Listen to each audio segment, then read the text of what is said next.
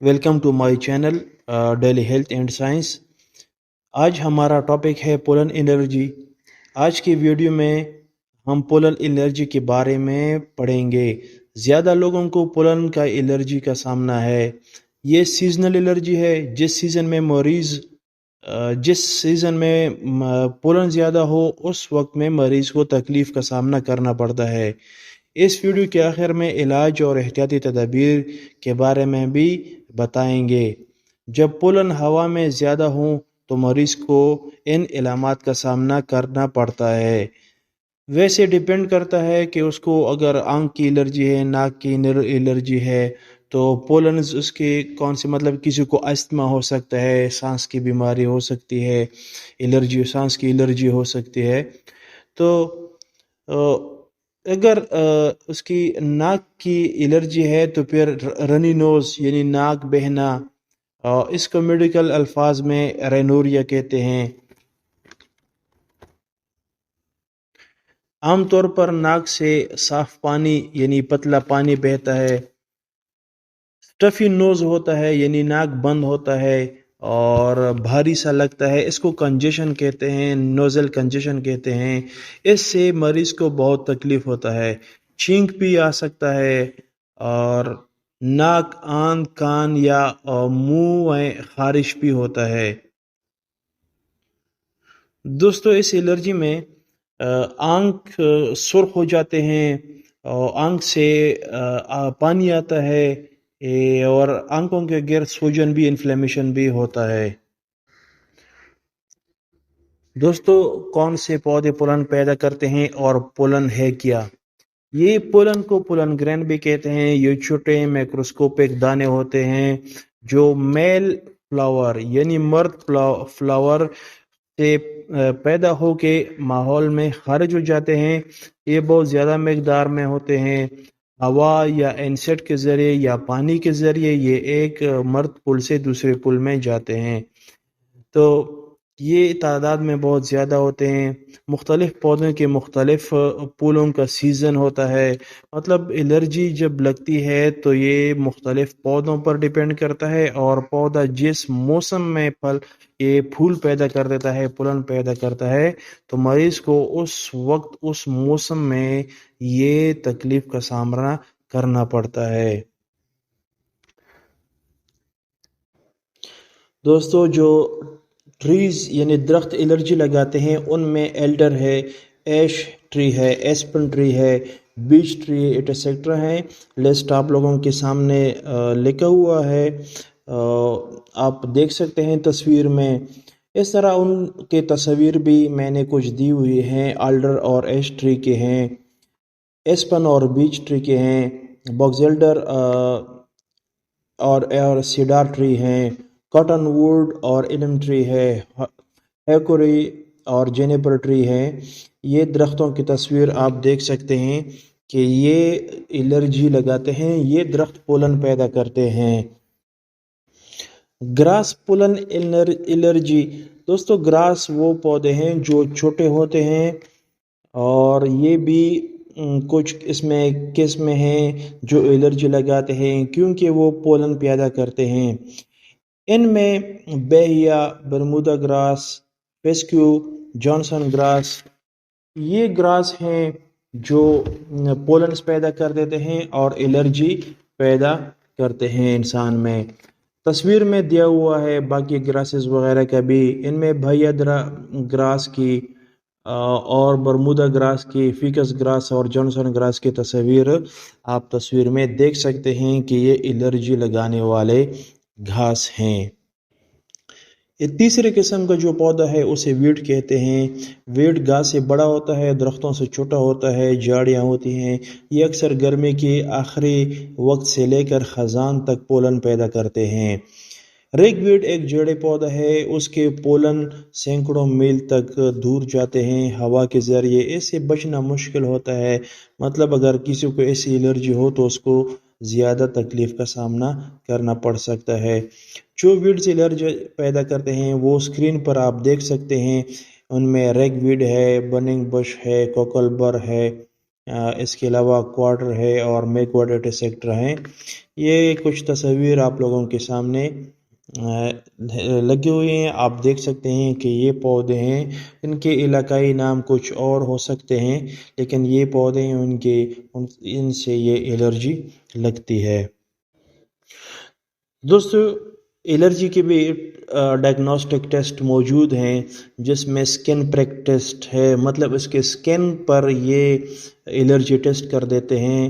یہ آپ لوگ تصویر میں دے سکتے ہیں. اس میں کیا ہوتا ہے کہ ڈاکٹر ہاتھ پر پولن رکھ دیتے ہیں اور انجیکٹ کرتے ہیں باڈی میں، یا تو وہ سرنج میں لے کر انجیکٹ کر دیتے ہیں، یا کبھی وہ پولن رکھ لیتے ہیں تو وہاں پر سکن کو تھوڑا سا اسکریچ کر دیتے ہیں، تھوڑا سا کاٹ دیتے ہیں تاکہ وہ پولن جو ہے سکن کے اندر چلے جائیں. تو وہاں پر جب اس پولن سے الرجی ہو تو اس پولن کی جگہ پر جہاں پر وہ لگائے گئے ہیں سویلنگ ہو جاتی ہے، خارش شروع ہو جاتی ہے. یہ الرجی پر ڈیپینڈ کرتا ہے. کچھ یہ 15 سے 20 منٹ میں بھی اثر دکھا سکتا ہے. اگر کسی کو الرجی ڈیلیڈ کی ہائپر سینسٹیوٹی کی قسم ہو تو وہ 24 گھنٹے بعد بھی اپنا ریئیکشن دکھا سکتا ہے. تو یہ زیادہ پولن الرجی ہیں. اس میں کچھ تو 15 سے 20 منٹ دیتے ہیں یا 24 گھنٹے تک ٹائم دیتے ہیں. اگر 24 گھنٹے تک اس نے ریئیکشن کر دیا تو اس جگہ پر سرخ نما نشان آ گیا یا سویلنگ ہو گیا تو پھر معلوم ہوتا ہے کہ یہ فلانا پولن سے یہ الرجی ہے. تو اس الرجی کا اس ٹیسٹ کا یہ فائدہ ہے کہ آپ کو الرجن کا بھی پتہ چل جائے گا، آپ کو پودے کا بھی پتہ چل جائے گا کہ یہ پودا یہ پولن پیدا کرتا ہے اور اس سے یہ الرجی اس مریض کو لگی ہوئی ہے. تو وہ آپ کو ٹریٹمنٹ میں بتا بھی دیں گے کہ آپ لوگوں نے پھر کیا کرنا ہے، کہ آپ لوگوں نے پھر اس پودے سے تھوڑا بچ کے رہنا ہے. کیونکہ الرجن ایوارڈ سب سے پہلا جو ٹریٹمنٹ ہے یا جب سب سے جو ضروری عنصر ہے وہ ہے پولن ایوارڈنس. وہاں سے پھر آپ کو الرجی سے ریلیف مل سکتا ہے. جب الرجی ہوتی ہے تو اس کے کچھ نہ کچھ علاج بھی موجود ہیں، یا سپٹمز کو ریڈیوس کرنے کے لیے کچھ میڈیسنز بھی موجود ہیں، کچھ احتیاطی تدابیر بھی موجود ہیں. تو سب سے پہلے جو ہے وہ نیزل کارٹیکوسٹیرائڈ اسپرے کے بارے میں ہم بتائیں گے کہ یہ اسپرے ناک میں جو سپٹمز ہوتے ہیں ان کو ریڈیوس کرنے کے لیے استعمال ہوتے ہیں، جو الرجک ریئیکشن ہے اس کو بلاک کر دیتے ہیں. یہ الرجک رینائٹس بھی کہتے ہیں، جس کو ہے فیور کہتے ہیں. جو ناک کی الرجی ہے اس میں نیزل کنجیشن ہوتا ہے، یعنی ناک بھاری سا ہوتا ہے، بند ہوتا ہے. یہ نیزل کارٹیکوسٹیرائڈ اسپرے اس کے ایک مؤثر علاج ہے. ٹریٹمنٹ میں دوسرا سٹیپ ہے اینٹی ہسٹامین. دوستو یہ ہسٹامین جو ہے یہ میسٹ سیل سے، جو امیون سسٹم کے سیلز ہیں ان سے ایک کیمیکل ریلیز ہوتے ہیں جو پھر وہاں پر لوکل جو سیلز ہیں ان پر اٹیک کر دیتے ہیں اور وہاں پر یہ انفلیمیشن کاز کرتے ہیں.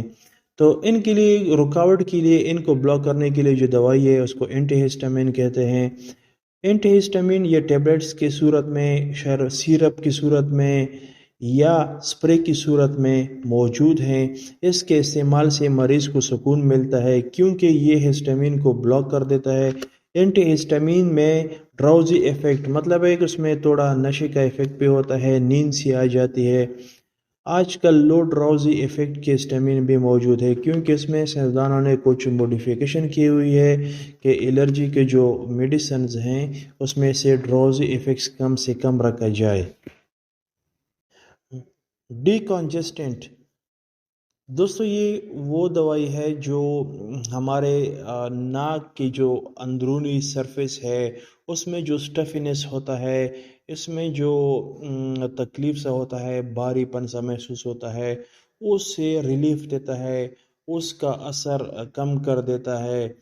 دوستو یہ ڈی کنجسٹنٹ جو دوائی ہے اگر یہ انسان یا مریض لگا لیتے تو یہ اس وقت تو سکون دیتا ہے، لیکن اس کا جو اثر ہے یہ شارٹ ٹرم تک ہے. کچھ آدھے گھنٹے یا گھنٹے بعد وہ اپنا اثر اس کا ختم ہو جاتا ہے. اگر الرجی ہو تو بارہ اس کو سٹفنس ہوتا ہے. دوستو ایک اور چیز ہے، اس کو لیکوٹرائن ریسیپٹر انٹاگونسٹ کہتے ہیں.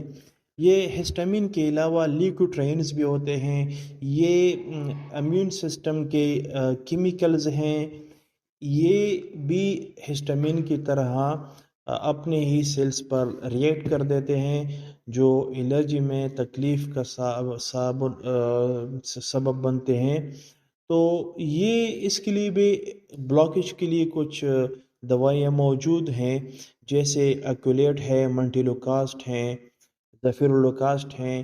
یہ لیکوٹرائنز کے جو ریسیپٹرز ہیں اس کو بلاک کر دیتے ہیں، تاکہ لیکوٹرائن جو ہیں اس کے ساتھ اٹیچمنٹ نہ ہو جائے۔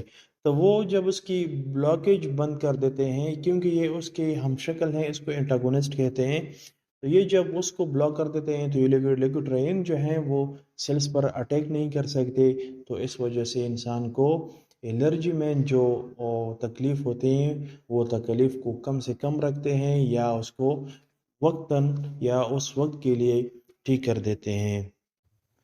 کرومولین سوڈیم ایک نیچرل سپرے ہے جو ہسٹامین اور لیکوٹرائن کو بلاک کرتا ہے۔ آپ کو پتہ ہے کہ ہسٹامین اور لیکوٹرائن الرجک ریئیکشن میں امیون سیل سے ریلیز ہوتے ہیں اور انسان کو الرجک ریئیکشن میں کمپلیکیشن پیدا کر دیتے ہیں۔ تو یہ دوائی دونوں کو نیوٹرل کر دیتا ہے، بلاک کر دیتا ہے، اور انسان کو اسے حفاظت دیتا ہے۔